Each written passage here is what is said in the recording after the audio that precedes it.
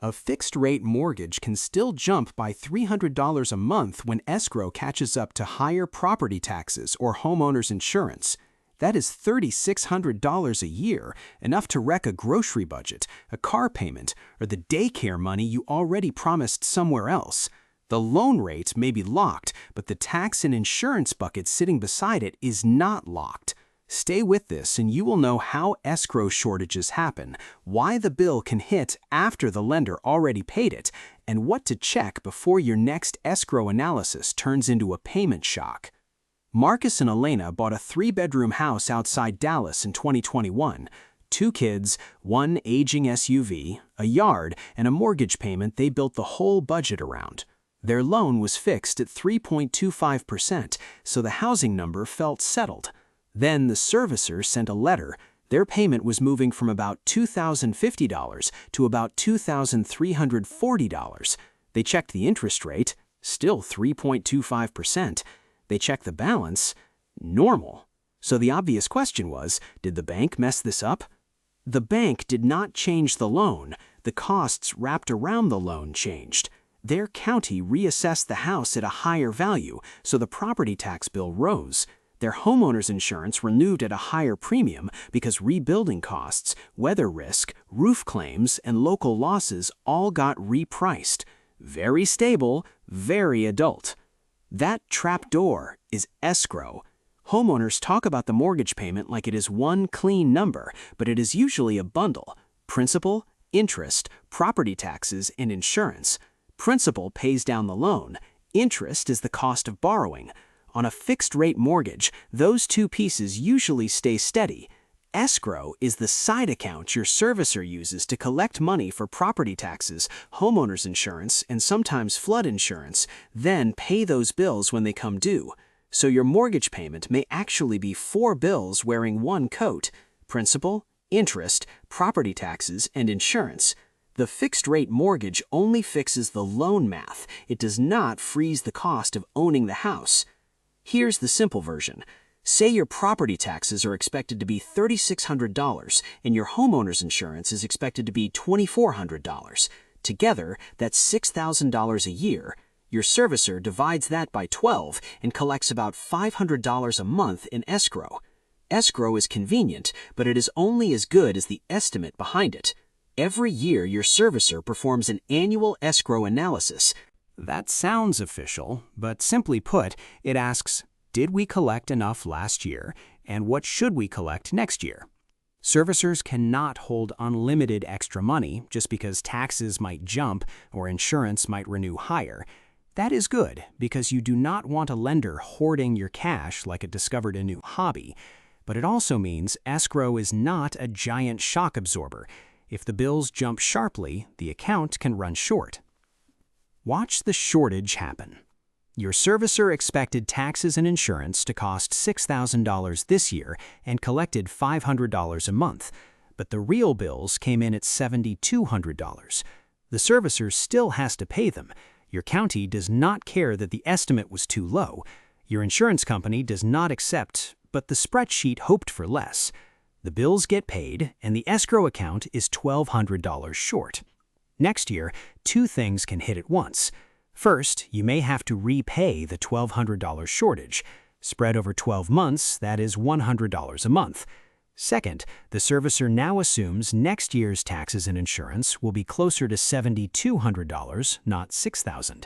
So your normal escrow contribution also rises by another $100 a month.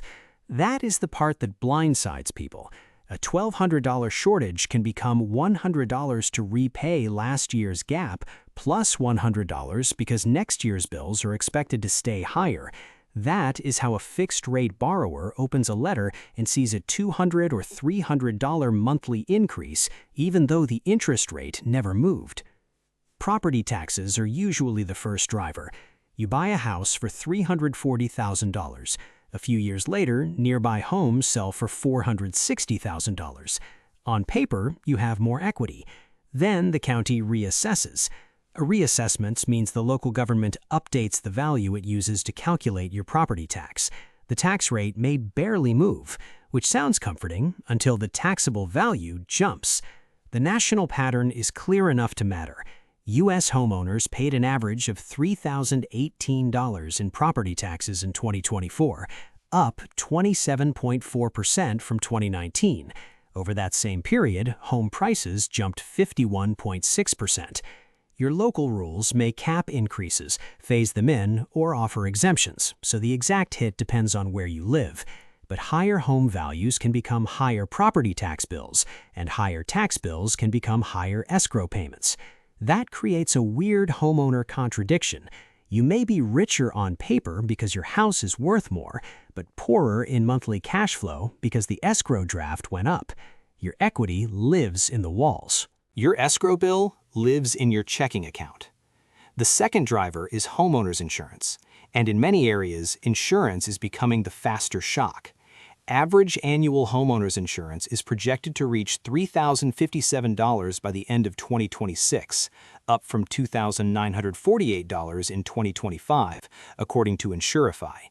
That same research shows average homeowners insurance has risen 46% since 2021. Keep this balanced. Insurance data varies by source, policy, and region. The Government Accountability Office found national average premiums rose 3% from 2019 to 2024, while premiums rose 25% or more in some southern coastal areas. So no, every homeowner is not getting the same giant increase. But national averages do not pay your bill. Your insurer prices your home, your coverage, your claims history, and your local risk. Severe weather, hurricanes, wind, hail, wildfire, flooding, roof damage, and rebuilding costs can all feed into the premium. Even if you never filed a claim, your zip code can get repriced because insurers are looking at the larger risk pool. You can be responsible, maintain the house, avoid tiny claims, and still get a renewal notice that says, "Congratulations, your region is riskier now." Escrow then becomes the messenger everyone wants to fight. If your premium rises from $2,200 to $3,100, your servicer does not debate weather models or insurance regulation. It sees the bill, pays the bill, and adjusts escrow. This is the escrow escalator. Housing affordability is not just the loan payment. It is the loan payment plus taxes, insurance, and sometimes flood insurance or HOA dues. Each increase can look manageable alone. Stacked together, they become the difference between a normal month and a month where groceries start landing on the credit card. This is why fixed-rate borrowers take it personally. The fixed part is principal and interest. Escrow imports decisions from outside your loan: insurance premiums, assessed values, flood maps, rebuilding costs, and local risk. Then those decisions walk through the side door and sit inside your mortgage payment. The servicer says the loan is fixed. Both statements can be true, which is exactly why this is so irritating. The red flags usually arrive before the payment shock, but they do not always look urgent. If your homeowner's insurance renewal is much higher than last year, do not shrug because escrow handles it. Escrow handles the payment. You handle the consequence. If your county sends a reassessment notice, read it as if it is a bill, because eventually it may become one. Look for the assessed value, taxable value, exemption status, and appeal deadline. In many places, the appeal window is short. If your property tax bill rises, compare the actual tax amount with what your servicer estimated in the prior escrow analysis. If the servicer expected $3,200 and the real bill is $4,000, that gap is probably coming for your escrow. Your annual escrow analysis should show the shortage amount, next year's projected bills, the lowest expected escrow balance, and payment options. If the document is confusing, do not start with the monthly payment. Start with the underlying bills. Taxes, last year versus this year, insurance premium, last year versus this year, any new flood insurance, any missing exemption, and whether the servicer used the correct numbers. The monthly payment is the symptom. Taxes and insurance are often the source. Now for the practical moves. Start with insurance because that is often the fastest lever. Do not blindly renew just because the premium is escrowed. Shop 30 to 60 days before renewal if you can, and compare quotes using the same coverage assumptions, not one cheap policy that quietly removes protection you actually need. Check deductibles, roof terms, wind or hurricane coverage, flood coverage, and discounts for bundling, alarms, leak sensors, updated electrical, or a newer roof. Raise the deductible only if you actually have the cash to cover it. A $5,000 deductible with a $700 emergency fund is not discipline. It is a future crisis with a nicer spreadsheet. If you switch policies, send the updated policy to the servicer and confirm the escrow estimate uses the new premium. Escrow does not magically know you found a better deal. Very advanced technology, apparently. Next, check taxes. Read the reassessment notice. Verify square footage, bedroom count, lot size, exemptions, property classification, and obvious errors. If the county thinks you have a finished basement you do not have, or an extra bathroom that exists only in government imagination, challenge it.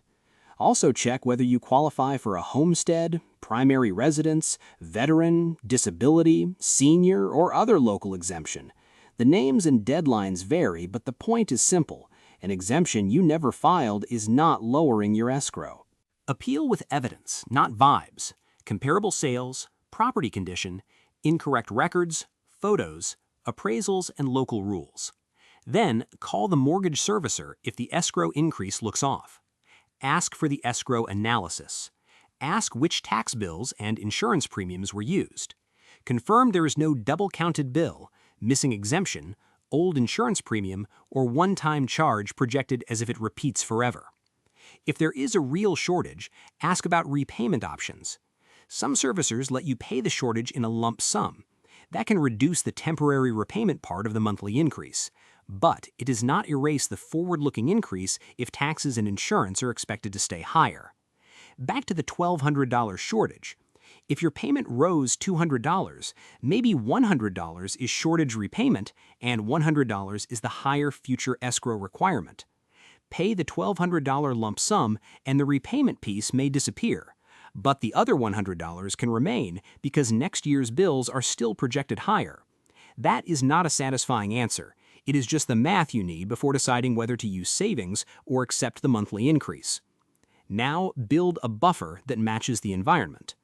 Using national averages, 2024 property taxes were about $3,018, and projected homeowners insurance by the end of 2026 is about $3,057.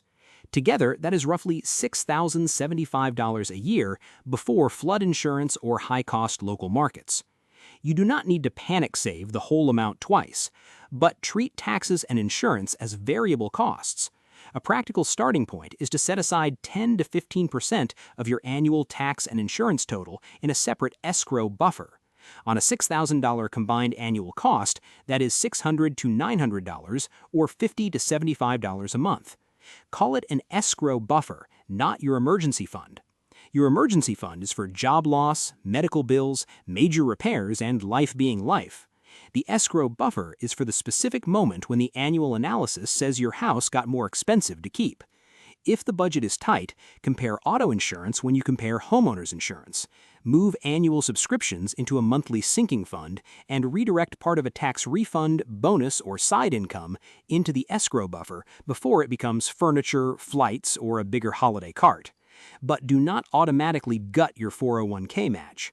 Giving up a match to absorb an escrow increase can be like refusing free money because the county mailed you bad news. And if you are shopping for a home, escrow risk belongs in the purchase decision before you fall in love with the porch. Ask for property tax history. Check whether the sale may trigger a reassessment. Get insurance quotes before closing, and ask whether flood insurance is required now or could become likely. If the current owner's taxes are low because of exemptions you will not qualify for, do not build your budget around their bill. The mindset shift is simple, but it is not the one the housing industry loves to sell. A fixed-rate mortgage protects principal and interest. That is valuable. It matters. But it is not a force field around your entire housing cost. Escrow is a variable cost. It can rise with property values, local budgets, rebuilding costs, severe weather risk, insurance market stress, flood requirements, and your specific policy. The loan can be fixed while the monthly payment still moves. So once a year, treat your escrow analysis like a financial checkup, not junk mail. Compare actual tax and insurance bills with last year's numbers. Check for errors. Shop insurance before renewal. Review exemptions and appeal deadlines. Build a small escrow buffer before the shortage letter arrives. And if your payment jumps, separate the shortage repayment from the future monthly increase so you know what problem you are solving. The homeowner who waits for the new payment to auto-draft has fewer options.